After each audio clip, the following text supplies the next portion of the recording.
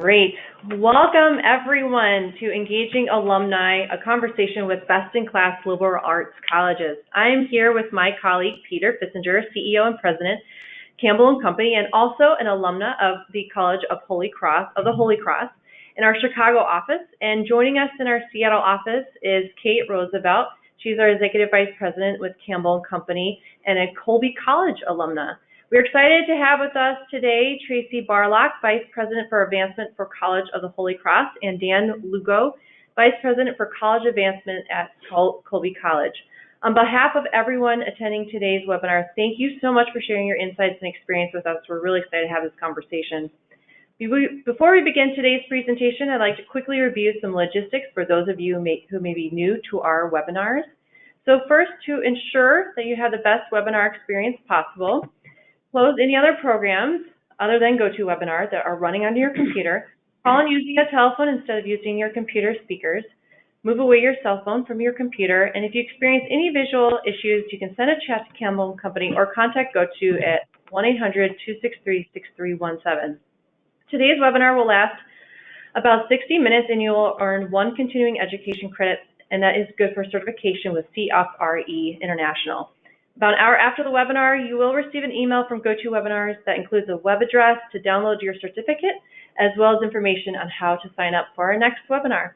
And now I'd like to take a quick moment to introduce Peter Fissinger and Kate Roosevelt, and then we're going to hand it over to Dan and Tracy.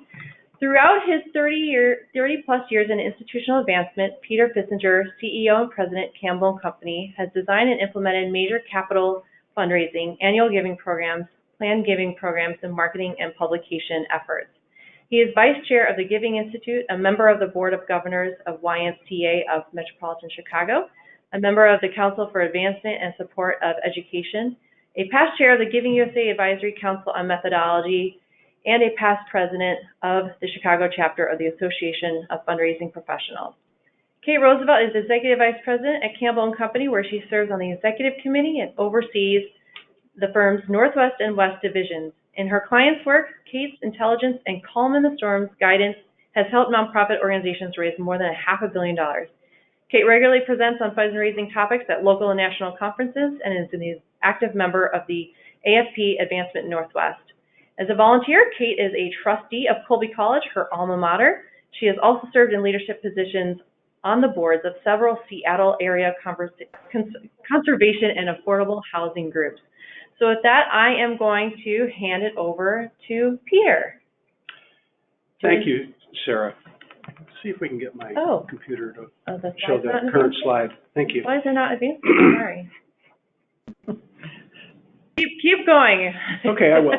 Anyway, fix this. This is going to be a really fun conversation.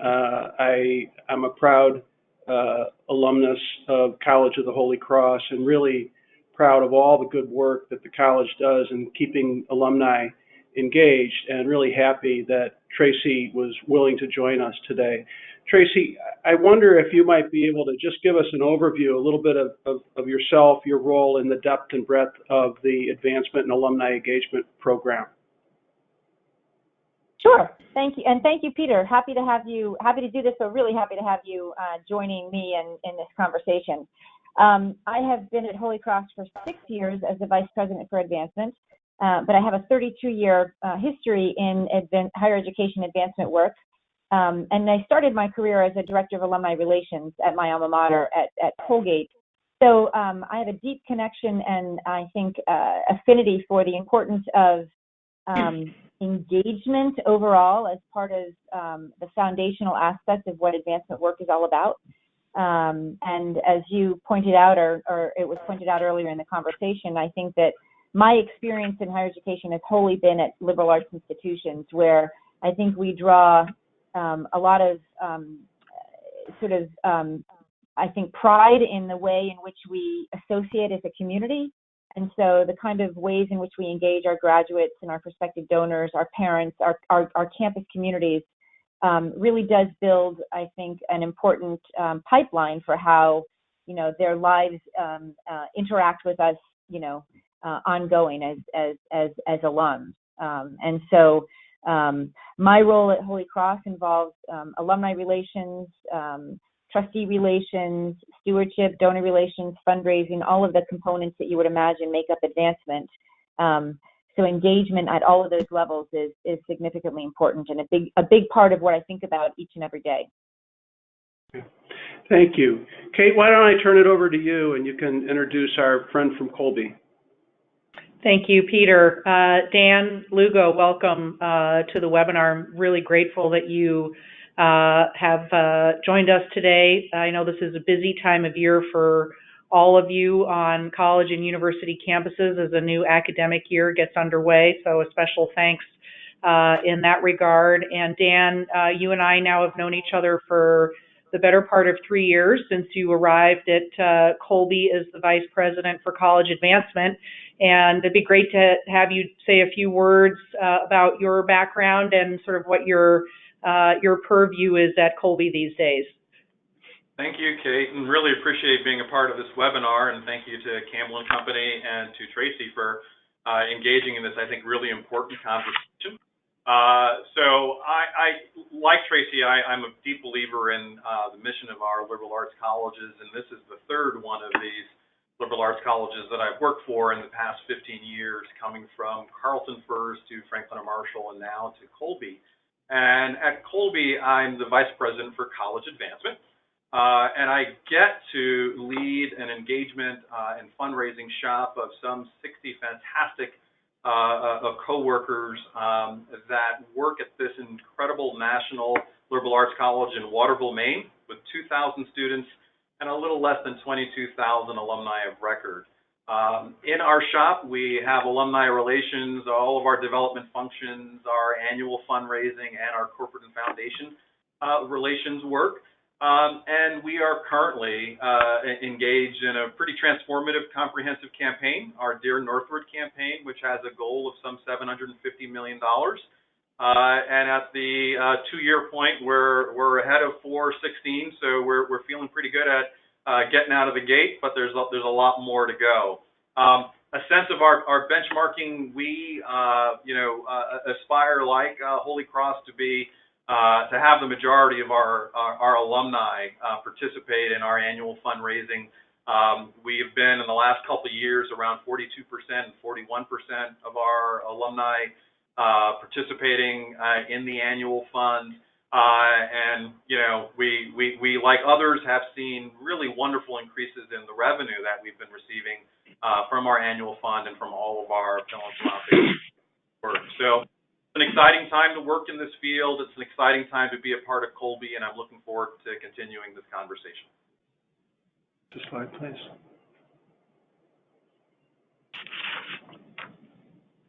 Well, thank you. Advance again, please. I'm just going to give a little, kick us off in the conversation here to give a little bit of background. I think we all who are focused on higher education have seen alumni engagement become increasingly a sort of a buzzword, and with good reason. Unfortunately, even though we run great programs and have great colleges, I think we are seeing a decline in the number of alumni who give to their colleges, and this has caused us to create greater focus on how to keep alumni engaged. And some of the questions are, what works? Many institutions have relied on the same tried and true engagement strategies for a long time. Another question might be, does one size fit all? For instance, if a college has a mostly traditional age student body that is mostly residential, does that work the same for an institution that has different demographics? How do we measure engagement? And I want to say, probably very importantly, how does engagement connect to alumni supporting their alma mater? I think also we're seeing attitudes and the atmosphere changing for younger alums. We are seeing that younger alums care about their college experience. There's some data to suggest they don't naturally see it as a philanthropic destination the way the post-World War II generation did, for instance. We know that younger alumni are more often than in the past graduating with debt, and we're really trying to help hone what it is what kind of engagement alumni want from their college. And so we've got two best-in-class institutions here. Let me just give a little bit of, just a little more background. We're, as a firm, interested enough in this topic to do a thought leadership exercise, and we worked with 5 outstanding liberal arts colleges, and Colby and Holy Cross were 2 of them. Also, Carleton College, Harvey Mudd College, Middlebury College, and Wesleyan University participated. And we engaged in in-depth conversations with the leaders and also folks who are solely focused on alumni engagement. And out of that, we found that best practices for these institutions fell into 5 broad categories: culture of philanthropy, leadership, staffing and infrastructure, alumni events, and career connections. And so we're going to walk through each of those best practice areas and have both Dan and Tracy tell us a little bit about what they're doing at Colby and Holy Cross respectfully, and maybe have a little off-the-cuff conversation as we go along. So let's go ahead and advance to the next slide, please.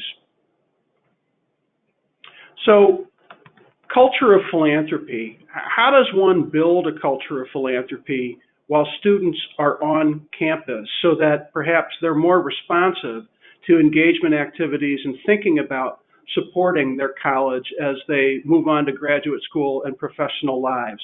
And out of our work, you can see some of the bullets that we identified for each of the 2 institutions that are participating here.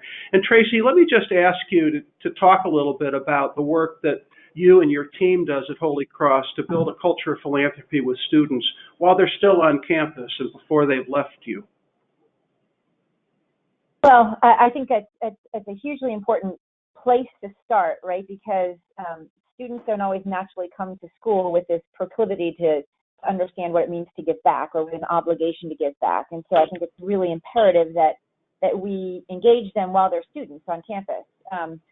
I happen to work at a place and that I'm extremely proud of, as you know, Peter, our long history of extremely generous donors and a base that typically gives around 50% alumni donor participation for the past 25 years or so. It's an incredibly wonderful pride point for the institution, and it's one that we talk very openly about with our students right when they come on campus. Sort of the pay it forward, if you will, mentality. That being said, I do think it's an effort that requires like almost an entire campus to be engaged in. It's just not the job of the advancement office to think about how to create a culture of or a sense of sort of philanthropy with our current students. We work very closely with student affairs. We work closely with athletic teams and clubs and recreation teams and the academic side of the house, career planning. All of those pieces have to sort of be part of this experience, because at the end of the day, we're asking our students who graduate and become graduates and alums to give back based on the experience that they had at the institution.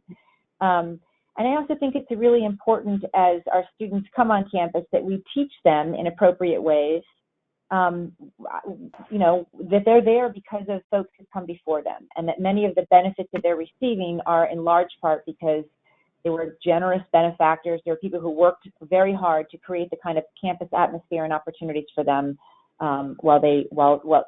before they arrived. But I will say, I do think it is not easy, right? Our students are engaged in all kinds of things, and to kind of capture their attention requires a lot of creativity. I'm sure you're experiencing the same thing. College-age students are hard to kind of wrap your hands around. So I really applaud institutions that are getting out there doing creative kinds of programming and things to engage their students while they're on campus. Thank you. One follow-up question before I turn it over to Kate and Dan.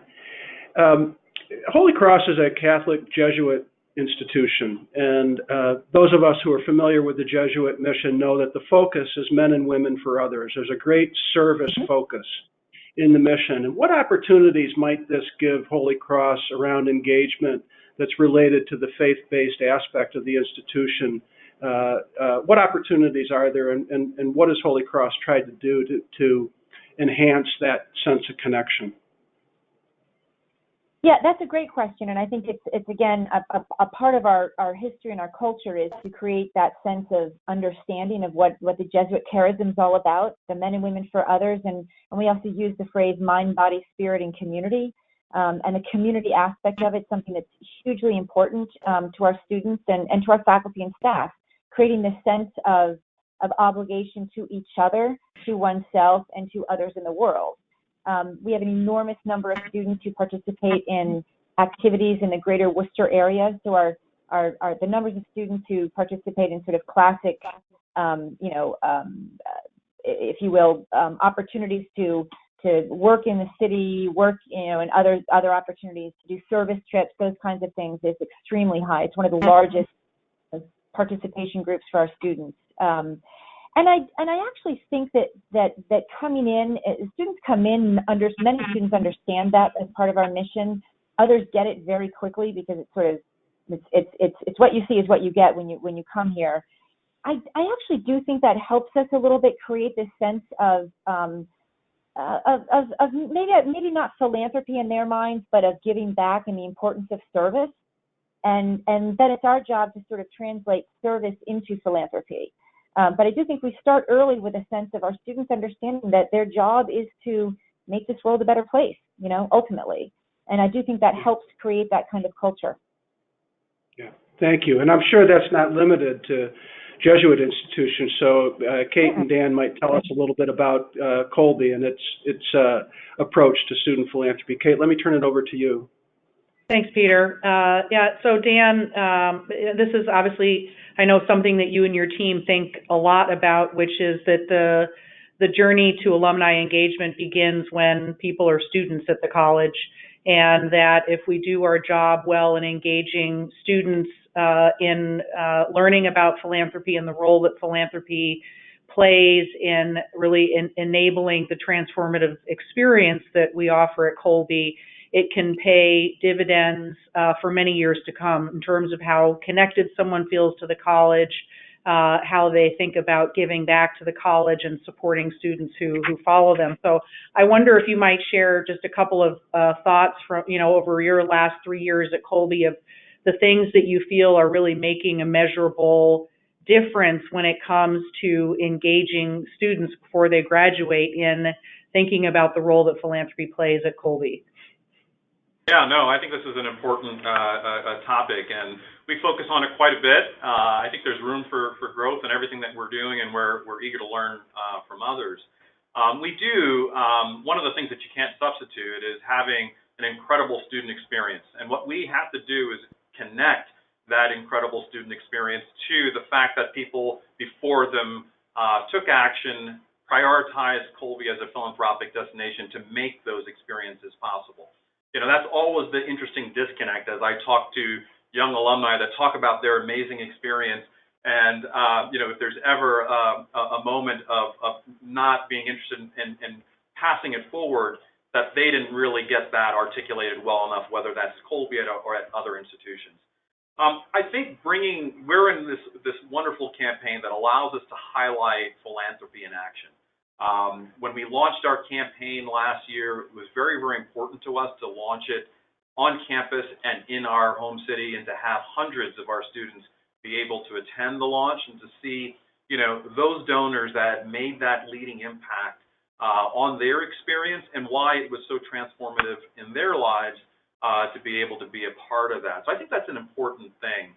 I think, we are doing lots of things that others are doing, including the senior class gift efforts. That's an incredibly successful program where our seniors are really rallying to support.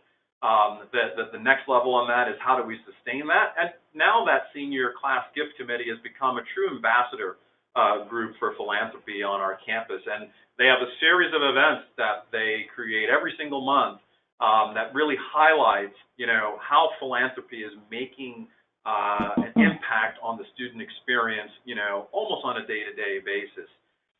One of the things that I think that I really loved to see happen last year was bringing philanthropy into the academic and the intellectual experience. We supported the launch of a class last year during our Jan Plan term, which is maybe a little bit unique to Colby, but we have a term in January where folks focus on one class, and we offered a Jan Plan course that was oversubscribed, and that kind of really was eye-opening to the students that were in that course.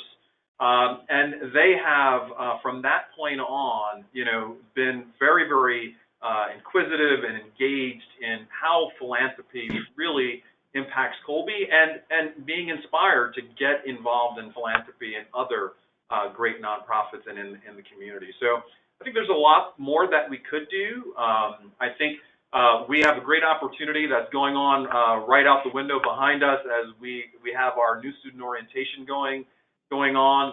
We're not quite the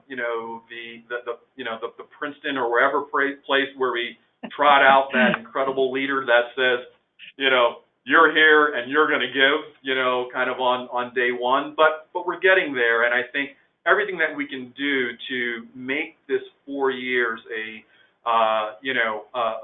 productive opportunity to expose our students to what's really behind, the effort to make their student experience so fantastic, and to expose them to philanthropy, it really bodes well for the future.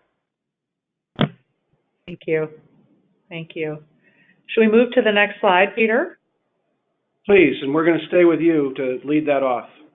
Excellent. Well, I think building on that, Dan, this whole issue of leadership and alumni engagement as sort of an indicator, if you will, of how successful a college is in meeting its goals and ultimately delivering on its mission. The way that translates for a lot of us is this very stark measurement of alumni participation in giving, and I think more broadly how we think about it and measure and encourage alumni engagement in the college. And I know, having now been around the board table for a couple of years, that this is a really key priority for Colby, and not just in and of itself, but because of what it helps to make happen across the board, supporting a strong career services network, enabling, and identifying a series of internship and research opportunities for students in the U.S. and around the world, mentoring both while students are in college and in their early days after they've graduated. I know for me, one of the reasons why I landed in Seattle 30 years ago was because of an alum at Colby who I tracked down through the Career Services Office. So tell us a little bit about, I make this all sound very rosy, but the reality is that meeting alumni participation goals, to Peter's earlier point, has been, I think, an increasing challenge for many of you in the liberal arts arena. And how are you thinking about this? How are you managing the expectations and the pressure around this? And what's some of the thinking at Colby these days around how we think about alumni participation? I think, thank you for teeing that up, and I think Peter brilliantly put it that the trends in alumni participation are really challenging, and what we're seeing kind of across the board, and we're really trying to combat those trends and not defy gravity, but to provide the stimulus and opportunities for us to sustain and grow our alumni participation. This is something that has been embraced from the highest levels of the board on down through the senior leadership and to everyone on our staff, and I think that's critically important. But what I think is actually much more critically important is the stuff that you were talking about, is the why that's important, right? We can feel, the question is phrased on the slide. We can feel the pressure around it, and it feels like it's pressure because of what the board wants, or we think it's just about, our place in rankings or our bragging rights against peer institutions. And it really is about sustaining a culture of philanthropy that our unique private liberal arts college institutions have relied on for generations. And if we don't do that, we're going to be putting future generations at risk. So, I think once we really internalize that that's what's really our battle here, and it isn't about the bragging rights, It isn't about the rankings. Not that those don't matter. It feels less like pressure and more like a true call to action, a true rallying, point. And so I would say that that's number one. I would embrace things that way. I would encourage people to get their teams to embrace it that way of the real reason why this is important. We are trying to do and learn from others everything that we can to meet alumni participation goals in terms of the way we execute our annual fund. And I think we're at a level of strength where we are, we're being highlighted today as a place that does quite a bit of the best practices. And even with that, those best places are moonwalking a bit. And so, I've been talking too long, but my last piece of advice is actually to say we're going to have to be a little experimental. We're going to have to really try different things, and we're going to have to meet our younger alumni where they're at, find out, how we can be the type of cause that they want to make an impact on. We're going to have to change our messaging. We're going to have to think about the media that we use, and we're going to think about where is the pay line on this, and really adapt our strategies to meet that audience where they live. Thanks, Dan. Mm-hmm. So Tracy, often when I'm working with smaller colleges, if the president becomes aware that I'm an alumnus of the Holy Cross, and and they do because I always post about it, they'll say, we want to be, that's where we want to be. We want to be at 50% participation. And I'll often tell them, as well as the development staff, that they really don't recognize the depth of investment and program that it takes, not just to get there, but to stay there. Can you talk a little bit about the experience of being at one of these institutions where you remain in the top 10, you're at 50%, but the pressure is just really significant? What's it like? Yeah. Well, the pressure is significant, but let me go back to something Dan said, that because I think it's important. As both of our jobs as vice presidents for advancement is ultimately to encourage, support for the institution, and the way you do that is by, reaching out both, depth and breadth, right? So the reality is, we all know the history, we all know the facts. When you get people engaged and you get them to give, they tend to give again and again and again. It's about habits, right? And so it makes a lot of sense sort of on the piece of paper to say, of course you're going to be working on alumni participation. And then you have, folks at the institution saying, is that really how you're going to raise the kinds of dollars that you need? And I would argue that it's threading the needle a little bit, but it's a balance of both, right? You need the depth and the breadth. You need the dollars, and I think you need the donors. You have to focus on that in order to build a pipeline, or you're going to find yourself pretty dry down the road later on. That doesn't mean that institutions that are struggling to make, teens or 20% participation are doing a bad job. But I think for those of us, and for Colby and for Holy Cross, our alumni populations are small, our student body populations are small. It's imperative that we invest in that engagement early on, because we're banking on it, quote, paying off later.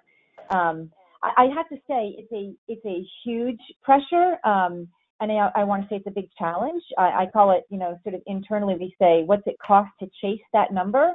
And the cost isn't just around dollars, it's around time, and it's around people. And to me, it's more around, you need a lot of people, right? I mean, engaging our young grads, and that's really where the challenge is mostly. It's in the last 10 or 12 graduating classes where we all struggle with percentage of participation. And you have to meet them where they are, which requires you have to be really nimble. You have to have, as Dan said, lots of different kinds of programs to engage them. And those all take time and attention and resources. So it's a balance. I think if you've got limited resources, you have to think really hard about where you want to spend them. And the bottom line is, right, we've got to raise the dollars in order to sustain our institutions. And so I think places like Colby and Holy Cross have the luxury of some time and effort to say both are important, and so we focus on them. And yes, I happen to be at an institution where that is an enormous pride point. So flipping off of that top 10 list or slipping way down on it is always on my mind. Believe me, I've tried hard with the board to say, isn't one more important than the other? Shouldn't we be focused on just the dollars? And I always get a big pushback, because I think for our graduates, that's what they hang their hat on. I'm proud to be part of a culture of people to give back to this place. So I won't say for a minute that that it doesn't give me agita every single day to wake up and think about this. It requires it puts an enormous amount of pressure on our annual fund staff. But it also requires the entire division actually to be quite nimble, because I make it quite clear it's all of our responsibilities. It just doesn't fall in the annual fund. So it's a great place to be. It's a challenge to be there though, because the pressure is pretty intense to remain there. Yeah. Just a quick follow-up question, Tracy. My personal experience with class agents, I find to be kind of remarkable. I won't say how old I am, but my 35th reunion is in the rearview mirror, and I have a group of classmates, some of whom I know, some of whom I don't know that well, who have been plugging away at their class total for over 35 years. Is that common among other classes at Holy Cross? How do you accomplish that? Well, I think one of the reasons we are successful and we've maintained that same level of participation has been predominantly because of our volunteer structure. And that is not something that just happens overnight. That's part of a culture that I inherited, thankfully, but it was built long before I came to the college. But I learned early on that was something that was really important to nurture and sustain. And it would be something that I would encourage a lot of institutions to really think about. I consider our volunteer corps, key to our success, because when you think about the ROI of all of them, when you amass them together, it more than quadruples, right? The number of sort of FTEs that we have on staff to do the kind of work that we need to do. And look, this kind of fundraising that we do especially at these smaller institutions, it is high touch, right? It's people to people, and the more personal we can make it, the more successful we can be. And so the best way, across the board at any institution, the best way to ask for a gift is to get in front of somebody. So if you can multiply the number of people who are able to do that, or make a personal connection with people, your hit rate's going to be better. Your success rate's going to be better. So you can have all the greatest direct mail appeals, and you can be really great on digital media and all that stuff. But at the end of the day, it's about relationships. It's about people, and I think that's something that's really important to keep in mind. And Peter, your class and others like your class, we just have this great culture of building a volunteer network. And for us, it's probably, aside from obviously raising the dollars, volunteer support and stewardship is one of the most important pieces of our program that we focus on each year. Yeah, thank you. Let's move to the next slide. So that's kind of a nice segue into a strategic staffing infrastructure approach to alumni engagement. One of the things that we're interested to hear a little bit about your staff and structure, but also how you I mentioned earlier, how you measure progress. We're assuming that you both have developed engagement scores, and interested to know how that's working for you, if it's providing effective feedback, if you act on the measures by trying new and different things, if there are things that you would do differently. So it's really sort of a two-pronged question. How are you structured? And tell us a little bit about your engagement score approach and success. And Tracy, maybe you could comment on that a little bit, and we'll turn it over to the Colby folks after that. Sure. I think we'd love to have the super secret recipe for how to measure all of this the right way, and then interpret the data, and then be able to act upon it with a really great tactical plan. I think the fact of the matter is we all measure it probably a little differently. We know the components that should go into it, and it's things like volunteering, attending events, giving back, all of those kinds of things. And I think it gives you a base from which to work. And it certainly helps, because at the end of the day, you can't go out and just, put all 30,000 or 40,000 or 20,000 of your constituents into a bucket and assume they're all going to react the same way. You've got to slice and dice them a little bit. So we do have measurements. Internally, we built those, and we feed them into a system. We use, I think Colby uses Give Campus. We use Give Campus in a number of ways, and we use Rehear and some other technologies to help us better take that sort of super secret recipe and churn out some ways in which we can segment, our population for solicitation. But the fact of the matter is, it's not a perfect science, and so I think you add a little bit of it's a little bit of art and science, I guess, as we sort of come to sort of work on this. But data is really, really important. I guess that's the one most important thing I can leave in this slide is it is important. The earlier you can begin to track various component pieces of data on the way in which your alums are interacting with you, it gives you an enormous amount of information on which you can then build plans. So I think it's hugely important, even if it's just keeping track of who comes to events and who doesn't, keeping track of who responds to certain kinds of solicitations, making sure that your database has the components to keep your information current and robust. Thank you. Kate? Yeah, I think building on that, Dan, both you and Tracy have alumni relations teams that sit within the under the advancement umbrella, and I think really smartly, many more colleges have moved obviously in that direction in recent years.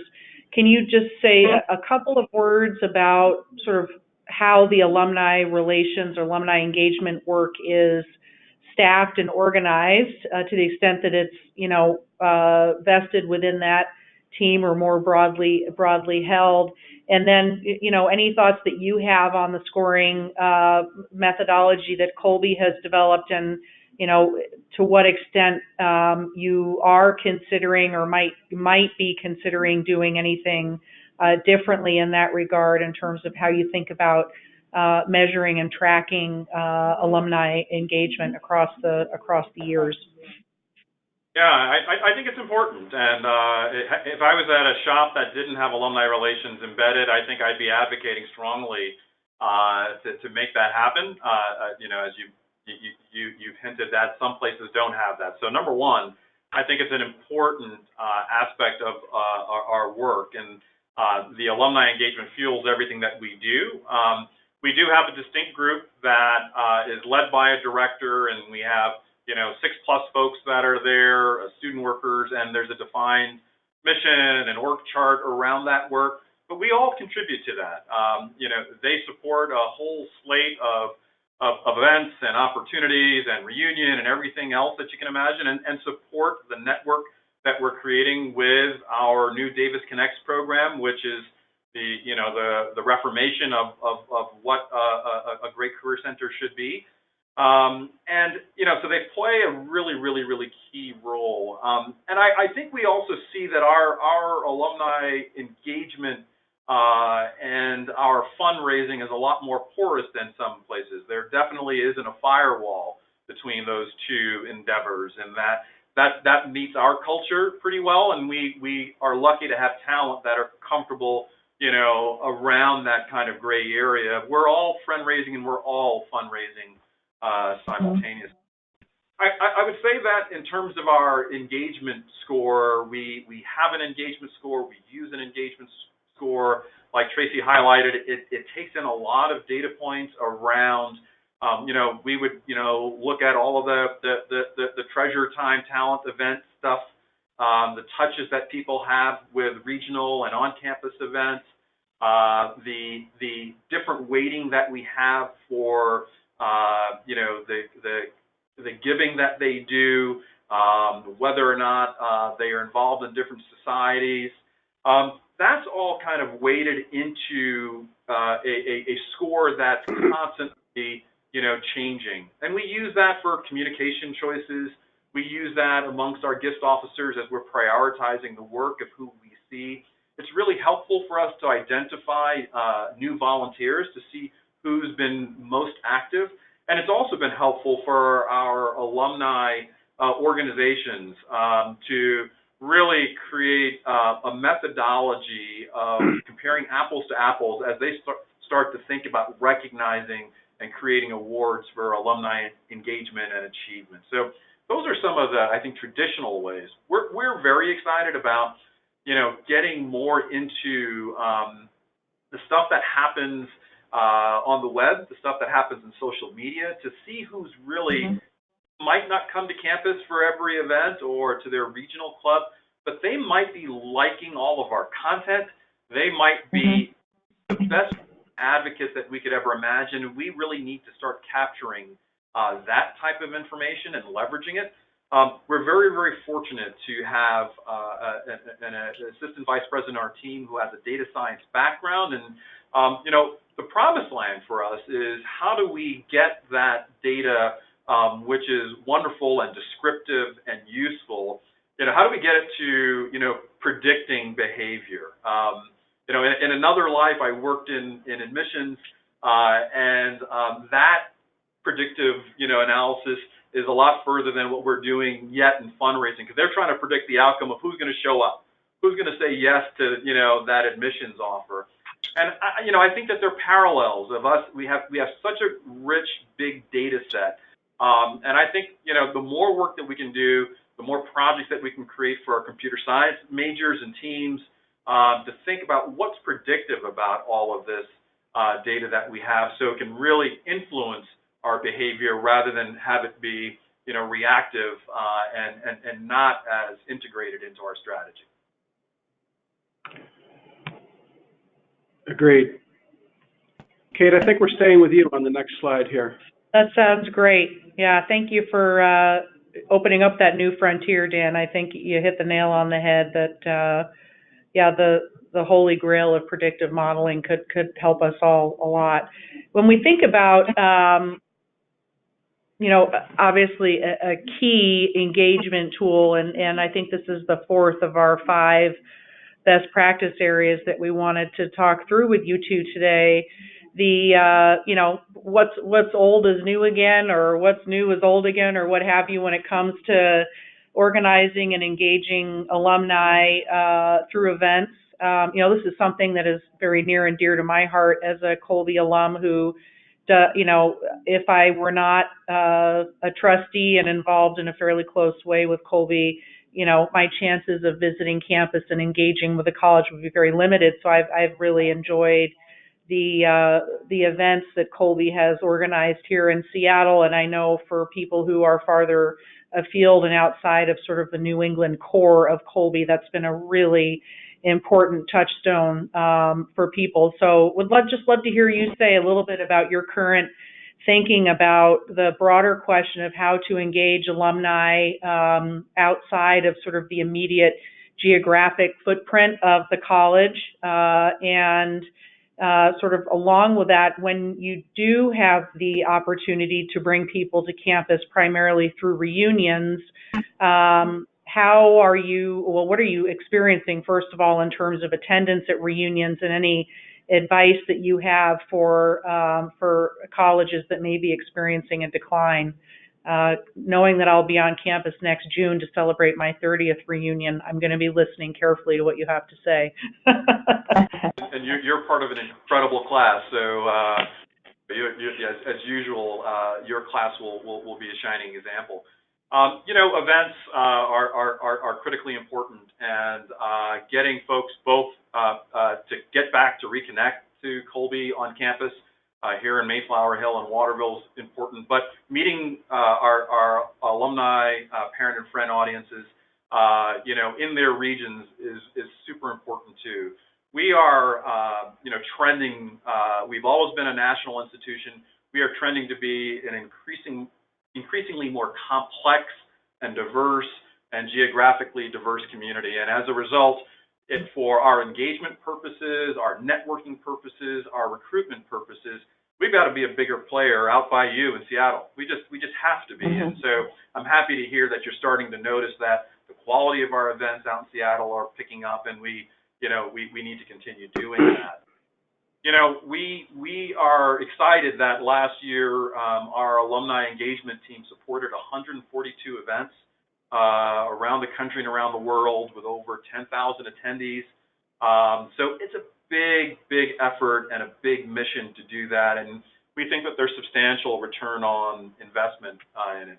I think some of the new frontier areas that we are excited about exploring is kind of going beyond the alumni gathering with only the purpose of the big kind of Colby affinity to getting much more into content out there in the regions, getting faculty out into the regions. We have a world-class museum, and our curators at the Colby Museum of Art are partnering with these incredible museums and institutions around the country. So creating events at those partner museums and institutions has been a real hit among our alumni to kind of grow our footprint and co-brand with great institutions. We're doing quite a bit more also with the affinity around professions. One example is an event that we call Paving the Road to Finance. It's been taking place for the last 6 years in Boston, and we've been bringing alumni in finance, greater than 120 alumni, and then busing down our Colby students to, really be into a great networking and interviewing and socializing experience that really is a win for our students and a win for our alumni. So I would say, having much more content and purpose-based alumni gatherings and regions is the future beyond, bar night or whatever trivia, some of the other kind of low-hanging fruit. Reunions are also an important part of our engagement strategy. It has been for a long time. We have a very successful program. The state of reunions at Colby is strong. We've sustained our attendance, and we are growing it slightly. I think we have an opportunity to grow it quite a bit more. Similarly, with bringing stronger intellectual content, I believe, into the reunion experience.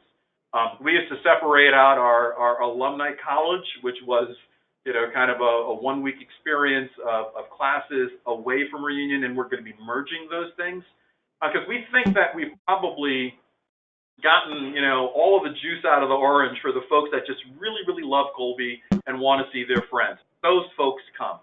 To get the other folks that don't, it's, I think, going to be about content. It's going to be about reconnecting to the star faculty. And I think another aspect that we could probably do a bit better on is, really not only highlighting what's new about Colby, but highlighting what our alumni are doing out in the field. We have a ton of stars. All of our institutions have folks that are going off doing incredible things.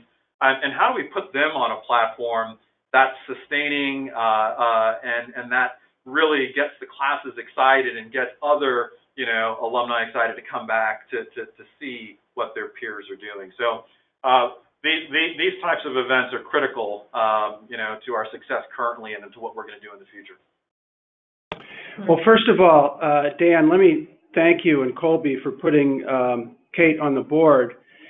She talked about how long it takes to get there. Everybody in the firm knows when Kate's on her way to a board meeting because she goes through her email inbox and the emails get accelerated to everybody across the firm on all the stuff we're supposed to be doing that she reminds us about. So thank you for that.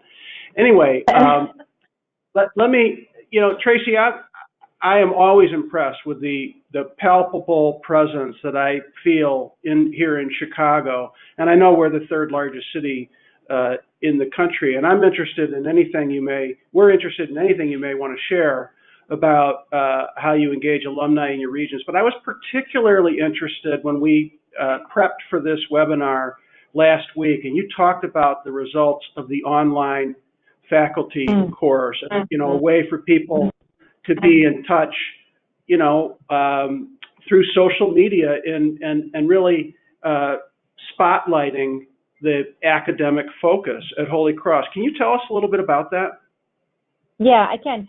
I first want to say I totally agree with Dan. I think it's about depth and breadth, and I think you need to listen to your constituents and find out what resonates with them, and it's got to be kind of a combination of some social things. But the bottom line is we use events to further, our goals and priorities on the campus and institutionally. And so there's an element around events that requires us to want to educate as well and remind people of what they've learned at the institution. So I think having a combination of all of those kinds of things can can be challenging again because you need to be a little bit of everything.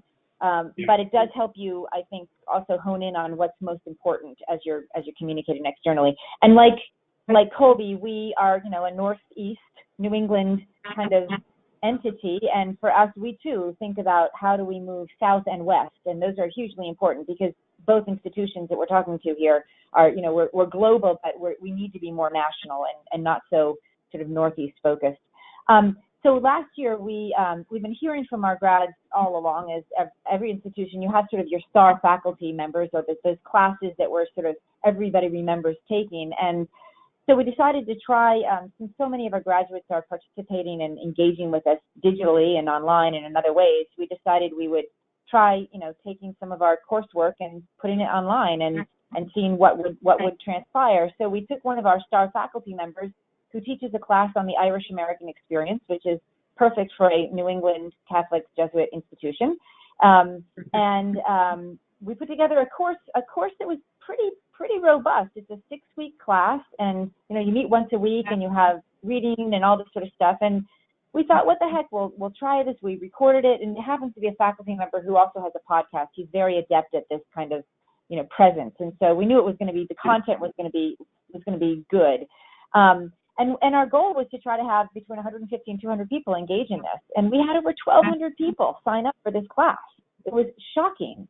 And so, and it was fabulous, right? Because it essentially cost us nothing. I mean, we could add as many people as we wanted. We had to learn how to manage it from a technology perspective. But it was so well received that, we're doing our second one now with a beloved member of the English department who's doing a whole series of Shakespeare classes. And it is such a great way. I was reminded about how important it is to engage our graduates on what it is important to them. And this was a way for them to kind of go back to school in sort of an easy, way that didn't put a lot of pressure on them. And it was a fabulous way for us to spotlight the educational experience. And I think it was also very relevant, right? We had a lot of young people want to do this and a lot of older people do it. So it hit a wide swath of our constituents. And so I would highly recommend this kind of an approach because it's very easy. And the other thing I just want to say, because I know we've got one more slide we want to get to that Dan mentioned, we are seeing a huge uptick in the way in which people are engaging around career affinity. In fact, so much so that it's taken over an awful lot of our alumni programming. We certainly do regional events and all of those things, but we're finding more and more are gathered around, career affinity, whether it's finance or lawyers or teachers or you name it. And that's also coming from our alums. I mean, they're asking for this. So it's nice to be able to meet some of their needs in that area. Thank you. I feel that the online faculty experience is indicative not just of the fact that people want to be engaged as continuous learners and be engaged intellectually, but I think it could also be meaningful to the people that are listening to the webinar that we tend to fall into these patterns of how we think alumni need and want to be engaged, and sometimes we overlook that people are looking for different kinds of engagement. So we commend you for that work, and I'm sure others are trying similar things. I'm thinking about the Shakespeare course if I can fit it into my travel schedule, but I'll get back to you on that. Your comment about career affinity, if we could advance the slide, is a nice segue. We are learning increasingly that young alumni are looking for real help after they graduate. Now, maybe that help is thinking about graduate school, or I was talking with someone last week about top-notch liberal arts college graduates might go into the Peace Corps or do a year of service, Jesuit Volunteer Corps. But they're also looking for connections to professional careers, and this is meaningful engagement that obviously equips them to be donors, right? So you have all this affinity involvement and engagement among professions. How does Holy Cross help folks develop in their professional career with all the contacts that they have? Well, I think as we started off at the webinar conversation, it starts when they're on campus, right? We have to make sure that there's a network of individuals, faculty, staff, administrators, professionals that are guiding them through a process and getting them to understand the importance of networking and how to use all the tools in the trade, and how to understand how to relate their curricular experience to what's going to happen afterward after they graduate. We learned early on, though, that we were seeing a lot of we hear a lot of angst around this issue with prospective students and prospective parents coming in. So right away, I think the pressure is on a lot of us, especially liberal arts colleges, to be really responsive about that sort of college to career path and how to support it. One of the things that we did was we put a full-time person in our Alumni Relations office who's a director of alumni career development, who primarily works on those programs that both bring alums back to campus or use alumni in the field to network with our current students and to network with recent graduates. And so there's sort of this dotted line between our office and the Career Development Center. And we also made a major shift academically at the institution by bringing all of the experiential learning opportunities together under a new dean for experiential learning and student success. And so that involves the curricular and the career planning pieces in the same room. And it's been hugely successful, at least in terms of broadening the kinds of conversations and revealing all of those natural, connections. I think some of us, I'm not sure, Dan, whether this is the way it is at Colby, but many places are putting career planning into advancement as well because of the connections around alumni. And so we haven't done that, but what we've done is create these tentacles, from internally at least, from advancement to all the other areas around the campus. I think it's critically important. I think there's constant battle around the value proposition of what we offer, and the better prepared our students are, the more important, the better they're going to reflect upon. It's going to reflect upon all of us as liberal arts institutions. That career piece is a huge priority for us at Holy Cross. I'm finding it actually to be a major driving force in philanthropy around programs, and it seems to be a place that a lot of graduates want to engage because it's a nice way to bring their professional experiences to bear, and they feel like they're giving back in an important way as well.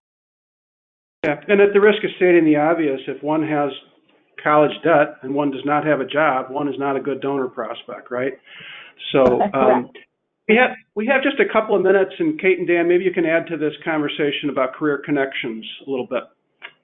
Yeah, and Dan, I just would like to turn it over to you for some bragging rights, if you're willing, just to talk a little bit about the Davis Connects program. I mean, for me, this is just sort of like the perfect intersection of everything that we've been talking about today.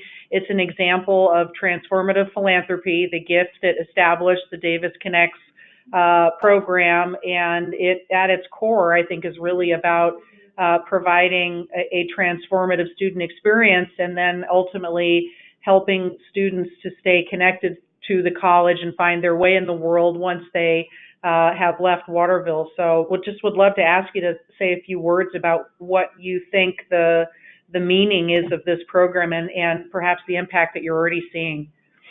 Yeah, no, I think the Davis Connects program is a game changer. And just to back up, I came 3.5 years ago, and like many liberal arts colleges, there was this persistent complaint among alumni that, great 4-year experience, great education, but you didn't help me get to where, I got professionally. I think, number one, it was brilliant of our leadership to actually embrace that, no matter how accurate that story, was. So day one, we actually, as Tracy suggested, we ingested the Career Center and re-incubated a whole entire new way of approaching thinking about what our students will do with a great liberal arts education, how they'll become better students by thinking about opportunities outside of Colby, outside of their academic work, and created the proposal that was the Davis Connects program, which is a standalone program that integrates into the academic experience, that guarantees our students have the opportunity to pursue multiple internship, research, and global experiences on top of the great career specialized counseling that they have in fields like pre-health, law, nonprofit and education, communications, and everything else that you would expect. So we blew up the Career Center model. That vision was incredibly exciting to our donor community, and we were so excited that Andrew Davis and the Davis family gave us that transformative gift to create the Davis Connects program. We're now over, a year into that experience, and it has been transformative to our students who are, by the dozens, more than 100 in year one, taking advantage of global experiences. It has been a wonderful rallying cry for our alumni, and I think it's also hitting the success that we're having in admissions, in that we take, full ownership of the responsibility to give our students real life experiences that really make them much more informed students and much more informed about the choices they need to make when they graduate. So that's been a really exciting process that happened, relatively quickly. It took vision, but I think that, alumni across the country will rally to these types of investment opportunities. And we kind of need to give up that conversation of, whether or not the Career Center is good, or, whether or not it was doing a good enough job, and really take the responsibility of what we owe to our students. And what's wonderful, the last thing I'll say, is that our alumni harbor zero bitterness in this. It's very, very exciting to them to hear what we're doing for students, and it's become, in addition to talking to folks about planned gifts and major gifts and annual gifts, an ask is internship opportunities and being introduced to, student experience opportunities that our alumni are, in control of or have a connection to all over the world. Well, I think just those last 2 points about Davis Connects and the online faculty program at Holy Cross are just examples of how these 2 institutions are thinking of new ways to engage alumni in meeting unmet needs, which strengthen engagement and support of the institution. We're out of time, but on behalf of Kate and my colleagues at Campbell & Company, I want to thank both Tracy and Dan for participating in this webinar. As alumni of these 2 institutions, we've really had a lot of fun doing it, and I know those who participated were able to pick up a tidbit here or there and really learn something that could help them strengthen their program. So thank you so much for doing this today. And with that, I'm going to turn it back over to my colleague, Sarah Barnes, who has a few wrap-up comments to make for us. I'm just going to echo Peter that a big thanks to Dan and Tracy for joining us today. That was a lot of fun. We had a couple of questions that came in over online, and we'll make sure to get back to you on those. But we do want to make sure that we let our esteemed panel go so that they can head out and get back to their day jobs. So a big thank you, and make sure to check out our webinars on our website at campbellcompany.com. And with that, we hope a great start to your school year. So thank you so much. Great. Thank you. See you all. Thanks. Bye.